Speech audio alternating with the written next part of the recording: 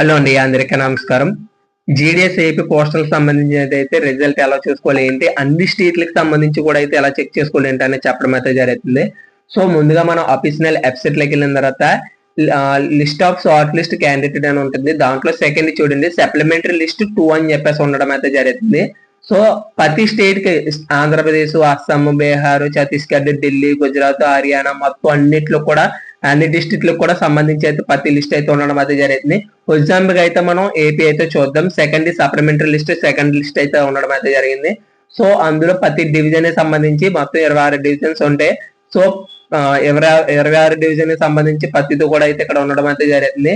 So వాళ్ళ post ID and A post select అయ్యారు, అది క్యాస్ట్ అండ్ రిజిస్ట్రేషన్ నెంబరు, అది అది ఎంత పర్సెంటేజ్ అయ్యారు అన్నది కూడా ఉండడం అయితే జరిగింది.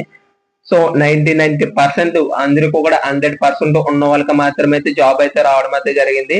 సో ఇదంతా కరోనా బ్యాచ్ లో 100/10 తీసుకుంటారు చూడు, వాళ్ళందరికైతే ఈ పోస్ట్ అయితే రావడం అయితే జరిగింది. సో ఉన్న వాళ్ళకంటే అది ఇంకా రాలేనట్టే. సో ఇంకొకరికి పిడబ్ల్యూడి అని చెప్పేసి కేటగిరీలో ఏబిసిడి అయితే ఉండడం అయితే జరిగింది. వాళ్ళకైతే 92 కాయించి అయితే స్టార్ట్ అవడం అయితే జరిగింది పర్సెంటేజ్. సో ఇది ఒకవేళ మనకి మెరిట్లు వచ్చిందా లేదా అని చెక్ చేసుకోవాలనుకుంటే ఈ లిస్ట్ లో చెక్ చేసుకోవచ్చు. అండ్ నెక్స్ట్ వచ్చేసి మనకి నార్మల్ మెసేజ్ వస్తుంది అండ్ మెయిల్ కూడా వస్తుంది. సో వీళ్ళందరూ కూడా రిపోర్టింగ్ చేయవలసి వస్తుంది. ఎప్పుడు లోపల రిపోర్ట్ చేయాలి ఏంటని చెప్పేసి నెక్స్ట్ వీడియోలో అయితే చెప్పడం అయితే జరుగుతుంది. సో ఏ డాక్యుమెంట్స్ ఉండాలో కూడా చెప్పడం అయితే జరుగుతుంది. సో ఇక్కడ క్లారిటీ గా 10/4/2026 తారీఖు అయితే పంపించడం అయితే జరిగింది అని చెప్పేసి అన్నారు.